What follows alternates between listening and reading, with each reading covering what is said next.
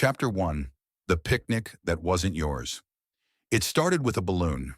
A bright red balloon floated lazily across Jack Rayner's front gate, drifted over his field, and got caught on the low branch of a pine tree near the barn.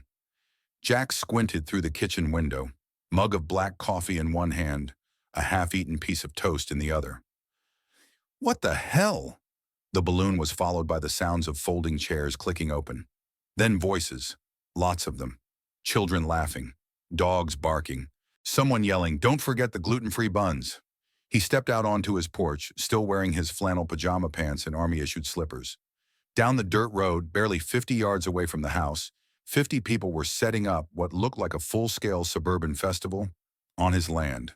There was a bouncy castle, a grill, a card table with tiny cupcakes, and smack in the middle of it all, a giant vinyl banner that read, "Prescott Meadows HOA presents Annual Community Spring Picnic."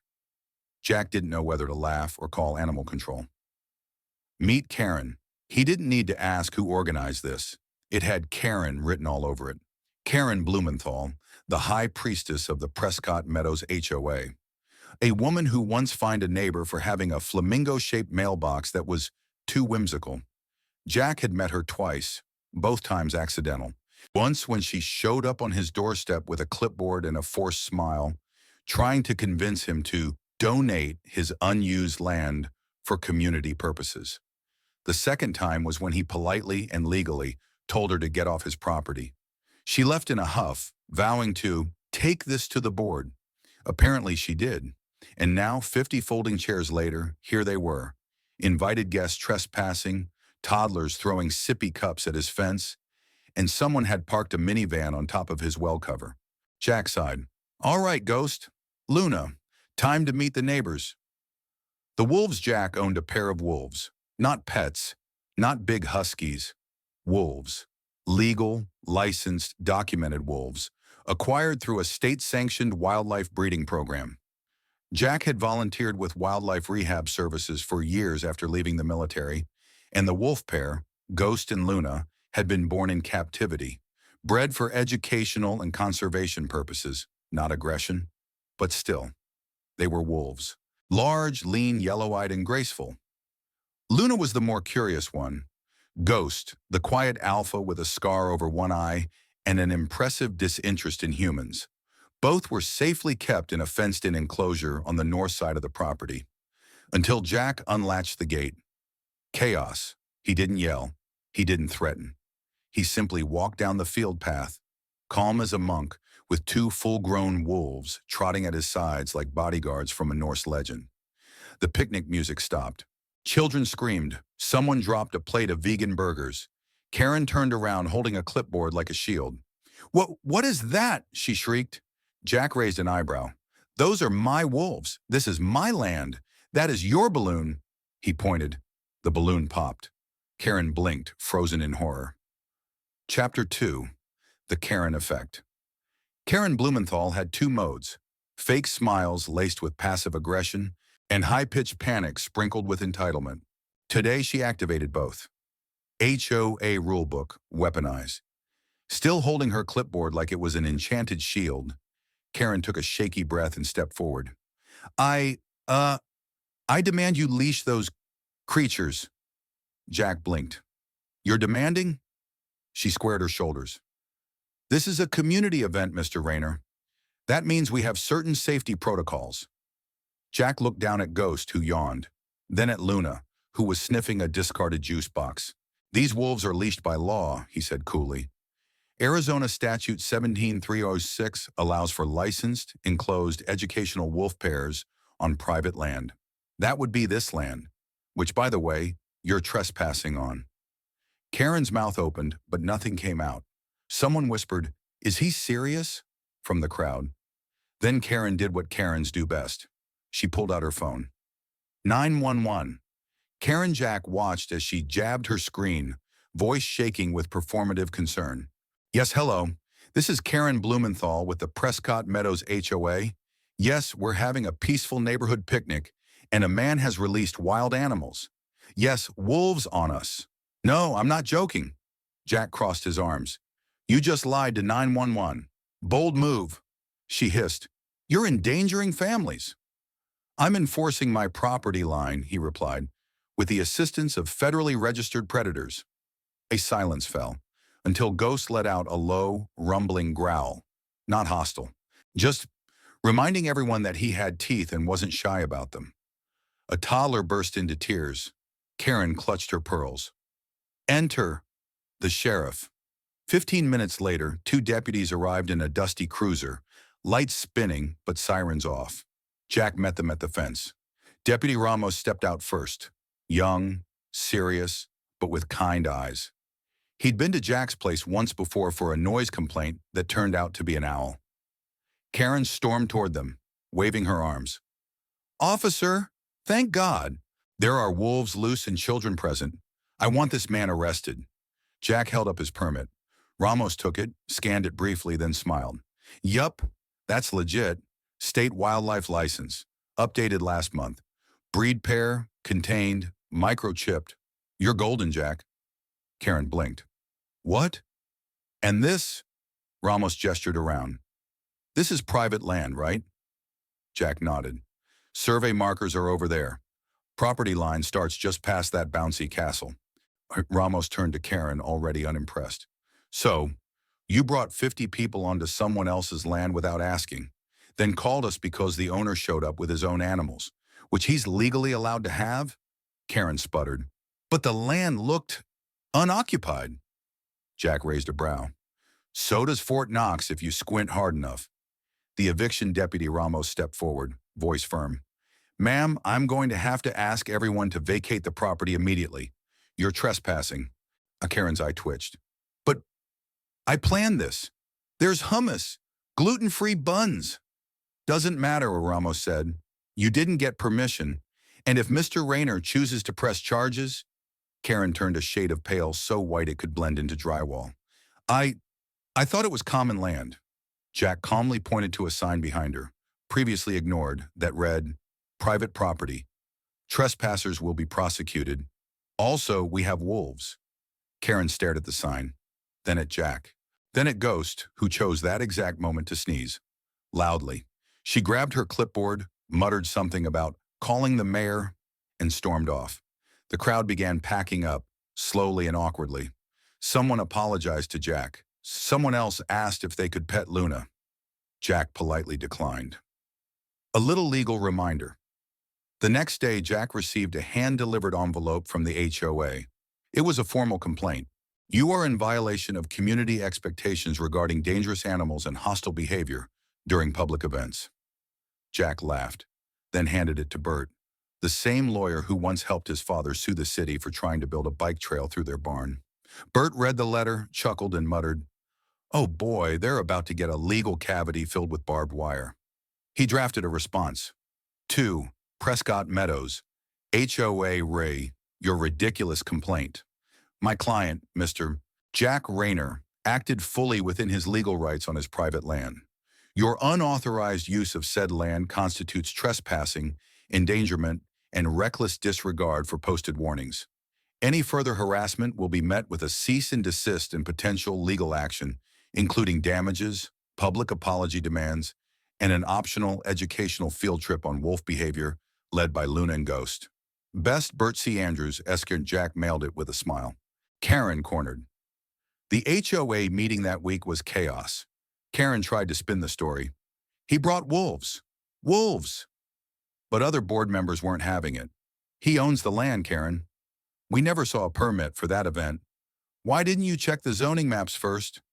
And wolves are majestic creatures, by the way. My niece loves them.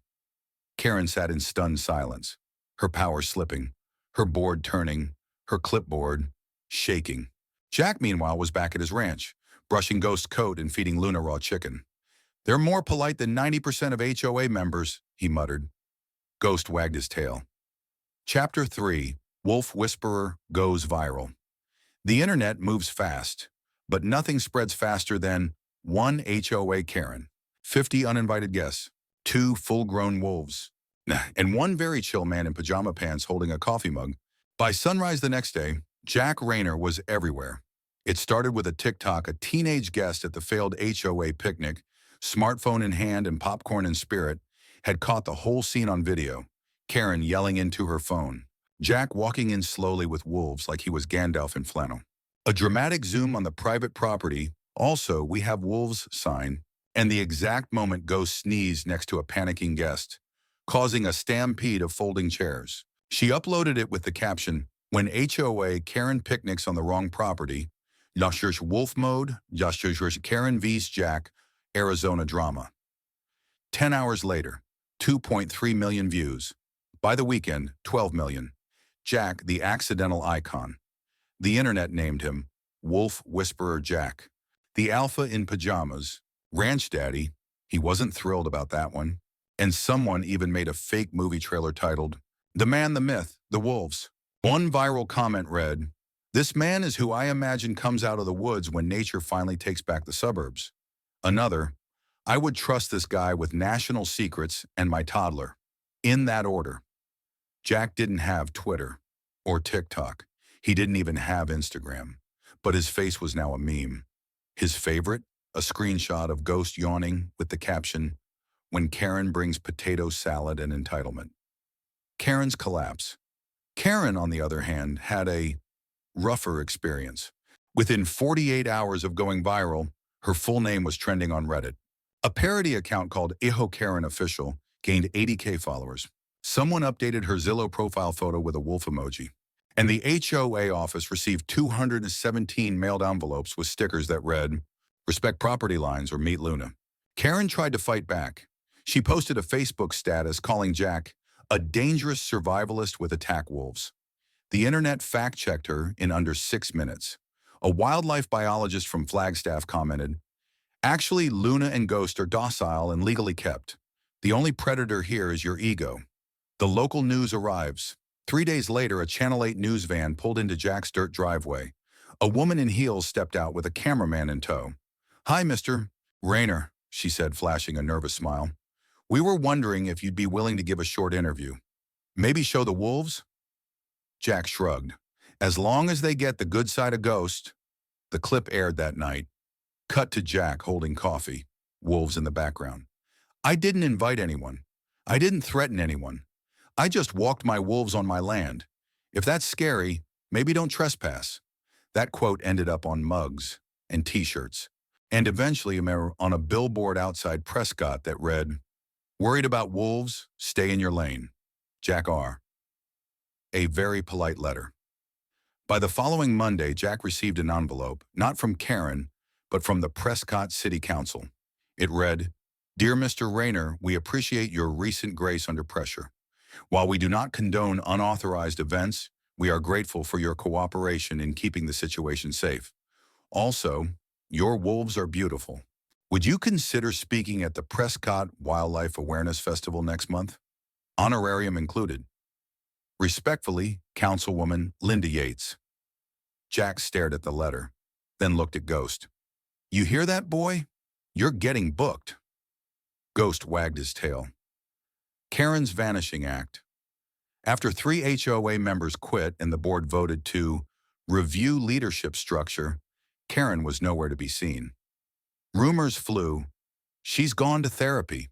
She joined a remote spiritual retreat in Sedona. She's suing TikTok. She tried to press charges against a wolf. That one was definitely made up, maybe, but no one really missed her. In her place, a temporary HOA lead named Ron took over. His first act? No more events outside HOA zone land. Ever. Also, stop emailing me wolf memes. Back at the ranch that evening, Jack walked the perimeter with Luna and Ghost. The setting sun painted the Arizona sky in burnt orange and dusty rose. The only sound was the crunch of dry grass under boots and the soft huff of wolves sniffing the breeze. He paused near the sign that started it all. "Private property. Trespassers will be prosecuted. Also, we have wolves now." Someone had added a sticker below it. It read, "Also, we have Wi-Fi now. Thanks, internet money." Jack chuckled. Not bad for a guy in pajamas. Ghost howled softly into the dusk, and Jack grinned. Chapter 4. The Cease and Desist Chronicles. The envelope was thick, cream-colored, embossed with a gold HOA seal that looked like it belonged on a high school diploma or a jar of overpriced jam. Jack knew that kind of envelope. It screamed, "We lost public opinion, so now we'll try legal intimidation." He opened it with the same calm he used to defuse landmines back in the Army. Inside was a cease and desist letter from the newly installed HOA acting chair. Darlene Whitmore, a woman whose personality was Pinterest with a passive-aggressive edge. The letter of regret for them. Dear Mr. Rayner, you are hereby instructed to cease all public commentary, media representation, and property signage that directly references the Prescott Meadows HOA, its former members, or any of its sanctioned events. Furthermore, the continued presence of wild animals on your premises constitutes a perceived threat to the adjacent community, and we ask that you voluntarily rehome said animals within 30 days. Failure to comply may result in civil escalation. Respectfully, Darlene Whitmore, Acting Chair, Prescott Meadows HOA. Jack blinked, then laughed. Hard. He poured himself a mug of coffee, walked out to the porch where Ghost was sunbathing on the steps, and read the letter aloud. At the phrase, perceived threat, Ghost let out a very long yawn. Luna, inside the enclosure, was chewing on a frozen turkey leg. She did not comment. Time to call. Bert Andrews was in rare form. When Jack faxed him the letter, yes, faxed, Bert refused email, the old man called within 10 minutes, wheezing from laughing too hard. Do they actually think they can tell you to rehome government-licensed wolves? Jack smirked. I think they're hoping I'll be intimidated.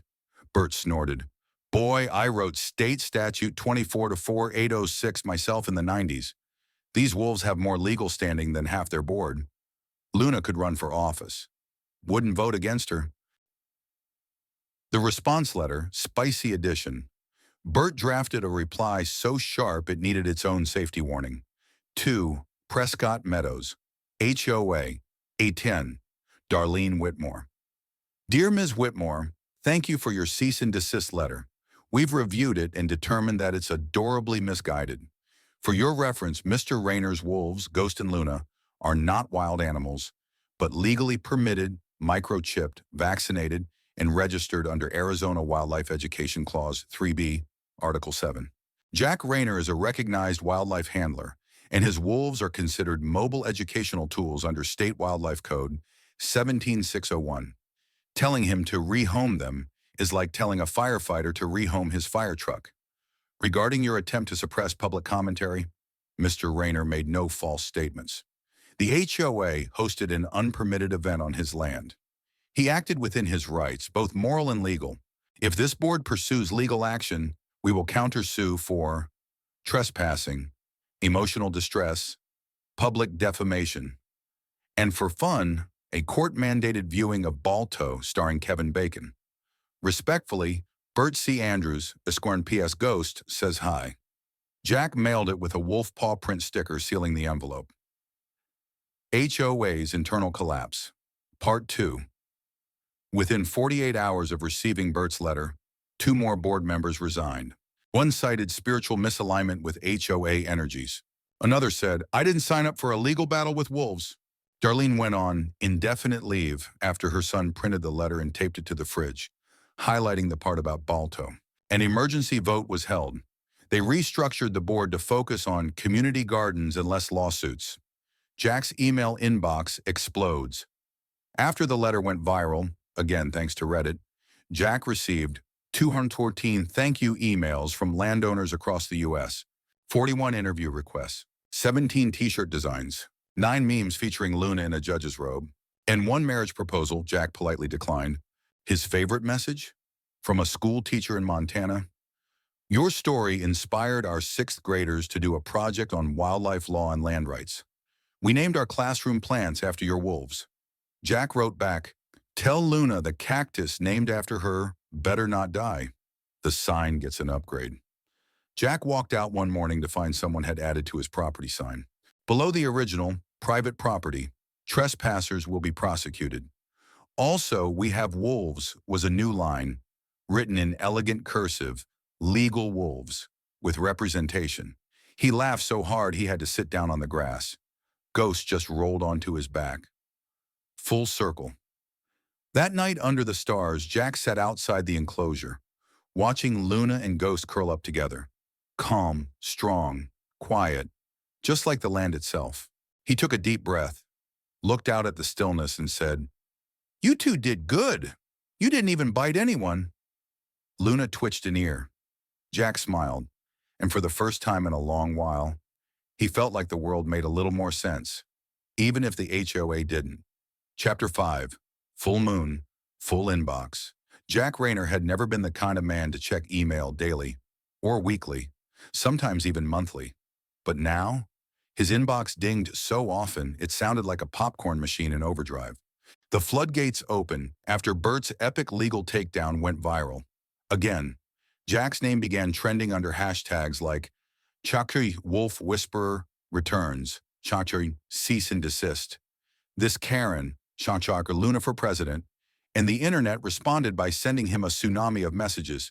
"Come on, Joe Rogan." TED Talk, How to Outsmart HOAs with Wolves. Please make this happen. I printed your property sign and taped it to my HOA's bulletin board. Pray for me. Jack rubbed his temples, scrolling through invites from The Today Show, 2 documentary producers, a Netflix mini-doc series called Alpha, The Man Who Said No and Meant It, and one unexpected request from a user with the subject line, "Hey, I'm the VP of a much nicer HOA. We'd love to talk." He choked on his coffee. Harmony Ridge HOA. The email came from Natalie Chen, Vice President of Harmony Ridge Homeowners Association, a community in Oregon. Her message was polite, humble, almost terrified. "Hi, Jack. I know HOA is probably a triggering acronym for you right now, but I just wanted to say we've all been following your story. Your stance, your calm, your absolute dominance. It's inspiring. We've had our own issues with micromanagement here, and your story sparked a huge reform effort. We'd be honored if you'd speak, virtually or in person, at our annual meeting about land rights, boundaries, or heck, even wolves. We'll pay travel, accommodations, and yes, we allow flamingo mailboxes. No pressure, just admiration. Warmest regards, Natalie." Jack read it 3 times, then turned to Ghost. "You're not going to believe this. An HOA wants to pay me to explain how to not be a Karen." Ghost sneezed in reply. A proposal from the pack. Later that night, Bert stopped by with a box of donuts and a look of restrained excitement. "You've got leverage now, son." Jack raised an eyebrow. "You want me to run for mayor or something?" "Nope. Better." Bert tossed a folder onto the table. Inside, a grant proposal from the State Wildlife Alliance. Ridge Sanctuary Educational Wolf Program and Land Stewardship Training Center. "Your story's become a national teaching point," Bert said. "Every kid with a TikTok now thinks wolves are cool. Every landowner wants to know how to stand up to abusive HOAs. What if you taught them both?" Jack looked stunned.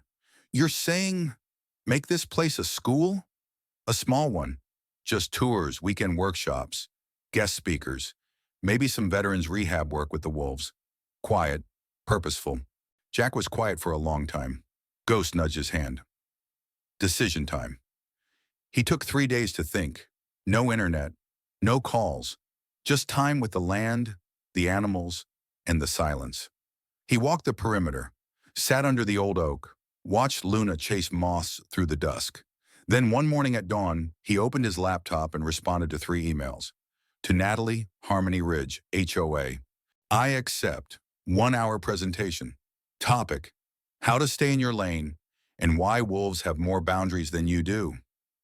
To Netflix producer, "Not interested in becoming a reality star, but if you want to document a wolf sanctuary and community healing project, we can talk." To Bert, "Let's build it. The press can't get enough." Once the news hit that Jack was founding Ridge Sanctuary, things escalated. Donations poured in, from wildlife orgs, ranchers, and one anonymous donor who only wrote, "Karen owes you this." Merchandise exploded. "Don't Trespass, We Have Wolves" became the best-selling bumper sticker of 2025. Ghost and Luna got cartoon versions. Someone made a kid's book. Ghost and Luna Save the Forest. The mayor of Prescott called, not to fight, to award Jack the Landowner of the Year plaque. Jack stared at it. Does it come with a fence repair fund? They laughed, then offered one. Karen reacts. Poorly, of course. Word got back to Karen, now rumored to be living in a gated emotional wellness community with a strict no pets policy. According to an insider, she screamed when she saw Jack giving a speech on YouTube. Quote, "He's monetizing the trauma I caused. That's my picnic legacy." No one cared, especially not the wolves. The full moon gathering. On the night of the next full moon, Jack hosted a private event on the land. Just close friends, supporters, a few veterans, and Bert. They lit a campfire. Luna sat peacefully beside two young kids learning about wolf behavior. Ghost rested under the oak tree. Jack stood at the center, looked around, and said softly, "It started with a trespass, turned into a battle, and now we built a place that teaches respect for land, for animals, for each other." No one spoke. Then Ghost howled, long and low into the silver sky. The others just listened. Chapter 6. The Sanctuary versus the Suburbs. Jack Rayner thought the wolves had scared off all the Karens. He was wrong, because now they came in packs. The HOA Alliance of Suburban Preservation. A week after Jack's Ridge Sanctuary went public, a neatly dressed woman with mirrored sunglasses and an organic cotton scarf of passive aggression showed up at his front gate. She didn't even knock.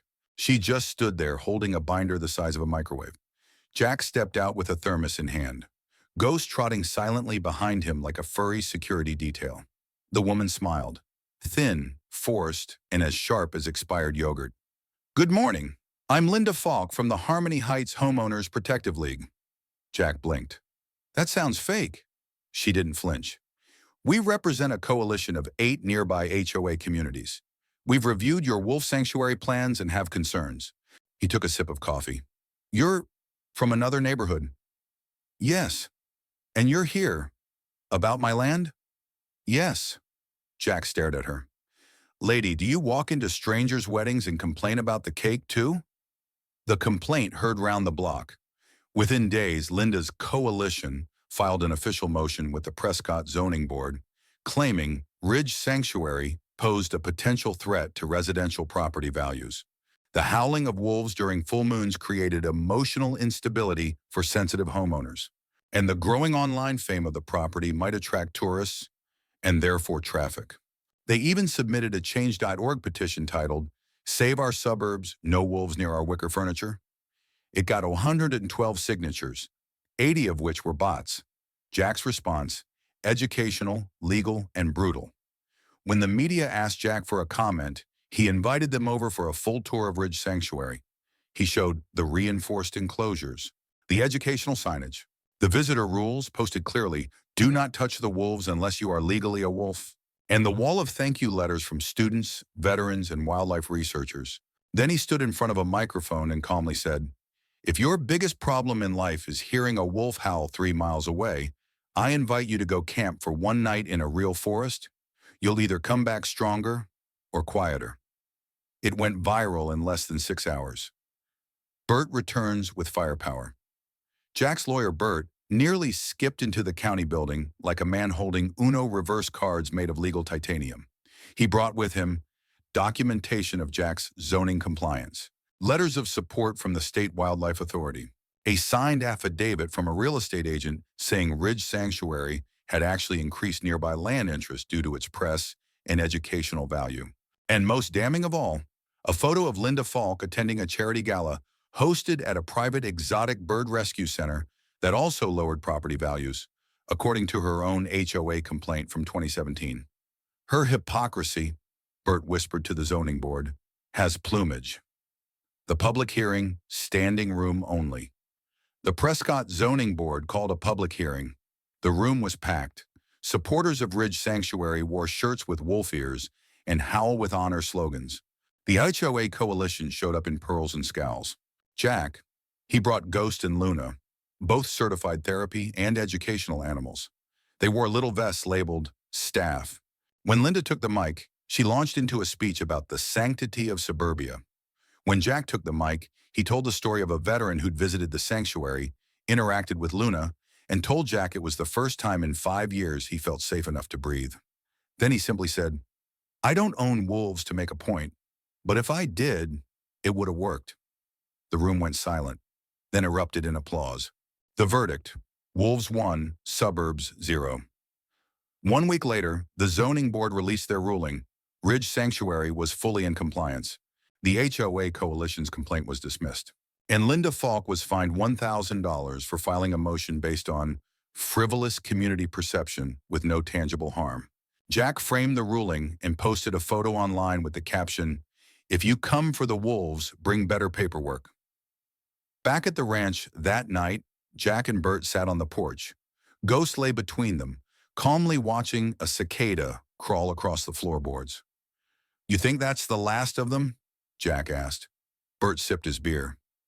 Nah, there'll always be someone who hates fences, animals, or anything they don't control. Jack nodded. Good. I've got more signs to put up. They laughed. Then from deep in the distance, a full resonant howl echoed through the night. Jack smiled. That's our girl. Luna's voice. Strong, untamed, free, and now legally protected by 3 state ordinances and a zoning board that learned what happens when you underestimate a quiet rancher with very loud wolves. Chapter 7. Karen's Return, the apology tour that wasn't. If silence is golden, then Karen Blumenthal's sudden reappearance was a fire alarm in a monastery. It started with a blog, then a podcast, then a YouTube channel titled Healing with Karen, subheading From HOA to Harmony, My Journey of Redemption and Inner Light. Jack nearly dropped his coffee. The PR makeover. After months of radio silence and possibly hiding in a kombucha commune, Karen returned in full force. Only now she wasn't Karen the HOA tyrant. She was Karen the misunderstood spiritual voice. Karen the community healer.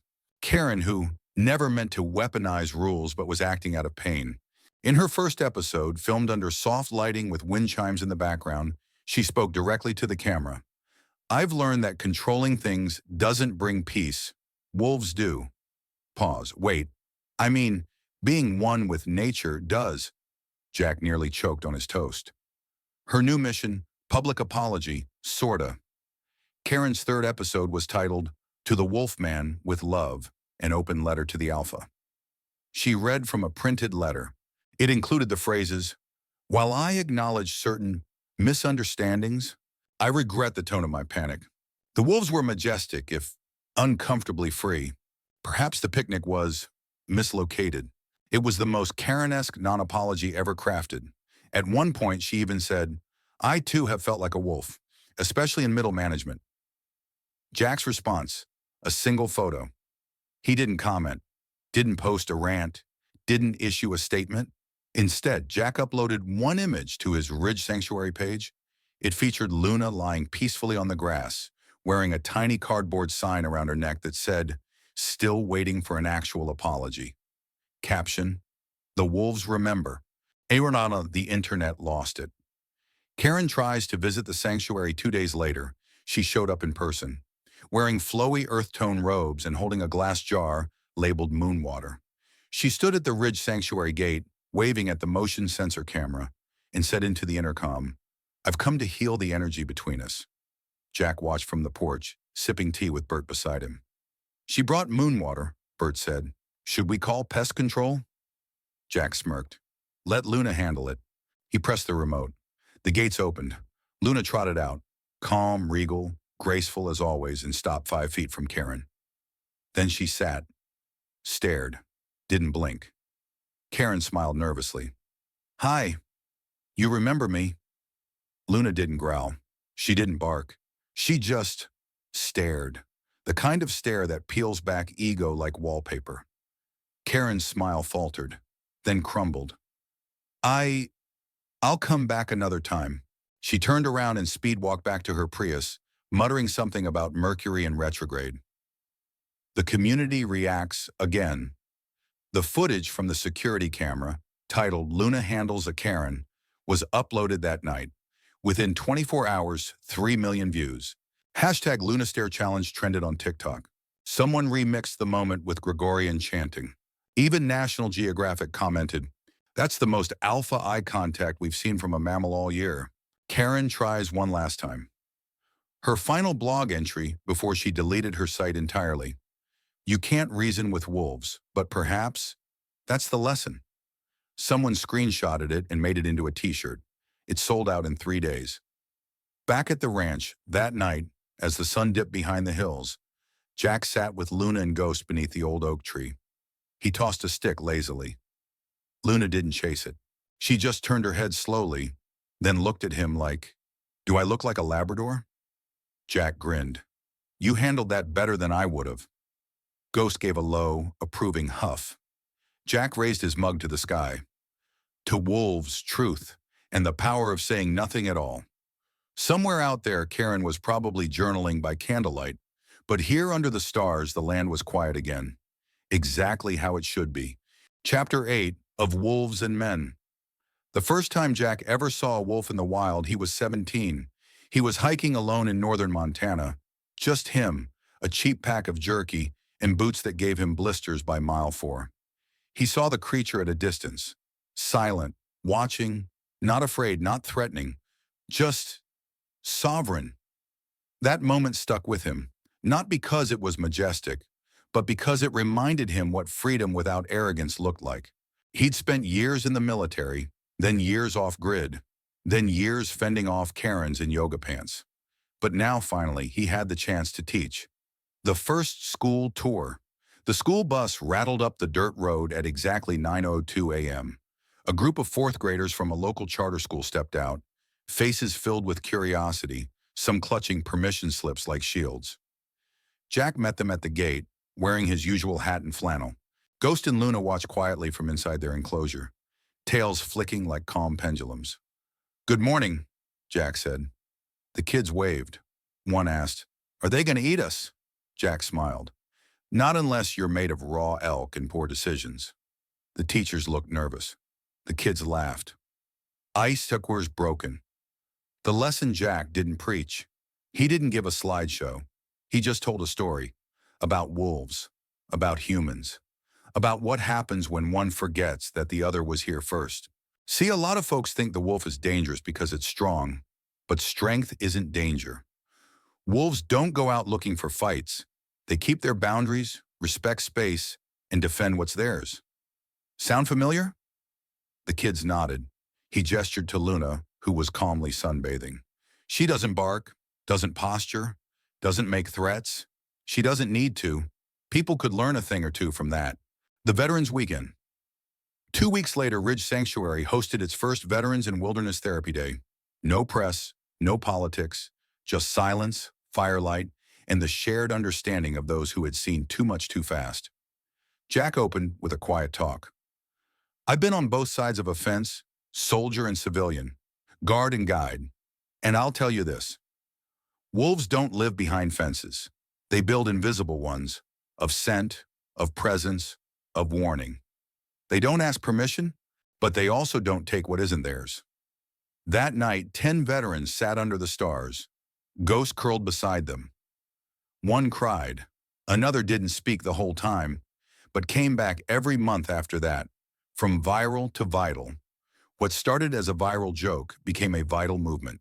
Ridge Sanctuary was featured in a Smithsonian article titled, "The Man Who Retaught the West About Territory."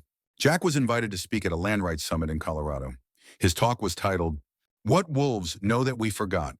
Bert had to hire an assistant just to handle nonprofit inquiries. "And she's terrified of dogs," he added, laughing.